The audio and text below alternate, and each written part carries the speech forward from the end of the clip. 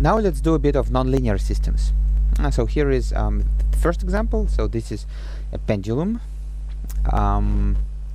Well, I don't want to get into physics details, so I think you will believe me if I tell you that an undamped pendulum has this equation. So then we are going to convert the second order differential equation into a system of first order differential equations, and then we can plot its direction field.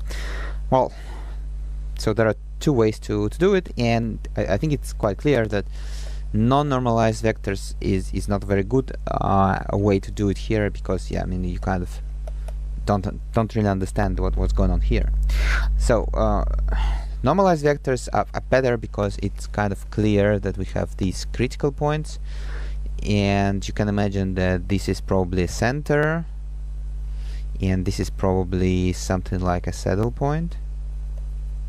Well, let's look at it. So first, let's find the critical point. Right. So to find the critical point, we equate the right-hand side of the system to 0. Right. So then x2 it has to be 0, and minus sine of x1 is 0. So which means that x1 is a multiple of pi, and this is how we get the critical point. Right. So this is 0. This is pi. This is going to be 2 pi. Here we are going to have minus pi, and so on.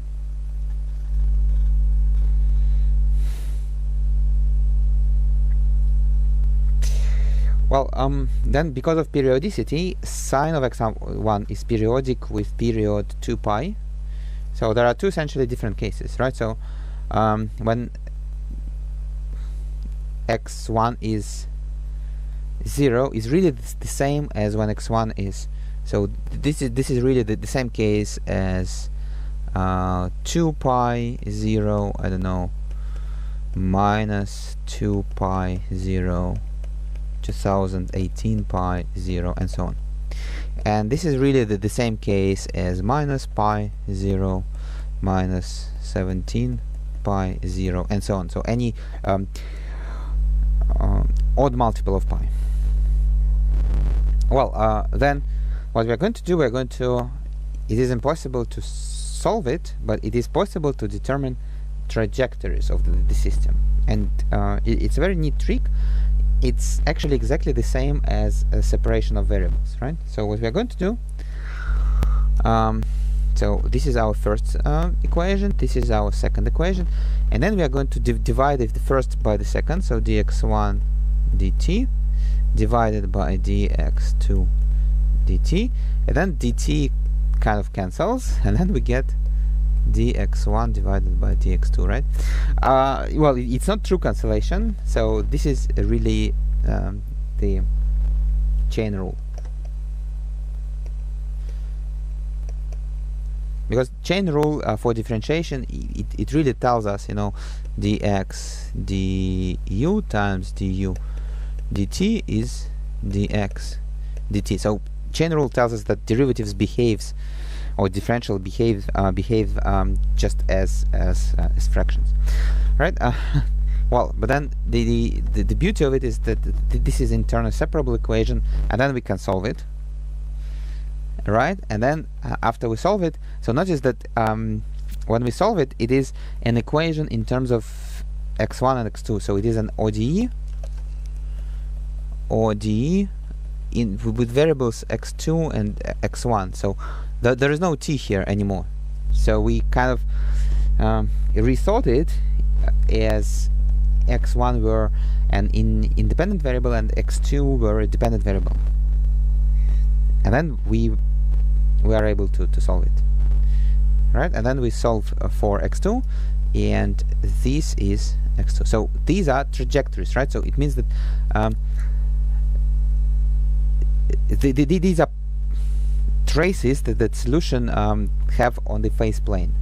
So we cannot see t here, which means that we cannot possibly actually solve the system, but we know that this is the equation that x1 and x2 satisfy for every value of t, right? So which means that we can plot different trajectories. And then for example, by doing this, we can see that this is really you know, since trajectories are closed curves that encircle this critical point, it means that it is a center point, and here the trajectories they behave in the way as in the neighborhood of a saddle point, so it is indeed a saddle point, right? So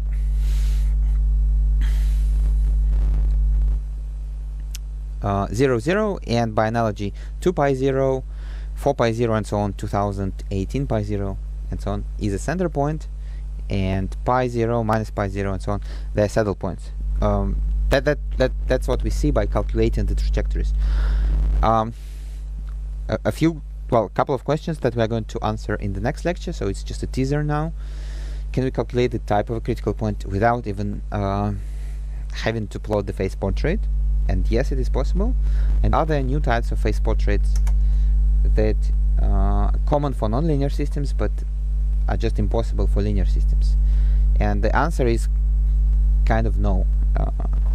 So I mean, there are other types of critical points, but they are what is called degenerate critical points. So let me give you another example. So here we added a bit of a damping here, so it's a damped pendulum. So then let's find critical points. So first we equate the right hand side to 0. So now since x2 is 0, it means that this is 0, so the critical points are the same, right? So there are two essentially different cases when x1 is 0, or it can be 2 pi 0, 20 pi 0, and so on. So even multiple of pi 0. Or x1 is pi, or any odd multiple of pi, and x2 is 0. So now notice that from the looks of it, it's a bit different. So from the looks of it, you know, if you try to follow this these arrows, then you will see that trajectories they tend to converge towards this critical point, and here it's still kind of the same, right? So it looks like a saddle point. So as compared to the previous cases, in the previous case we have two types, so center points and saddle points, and here we have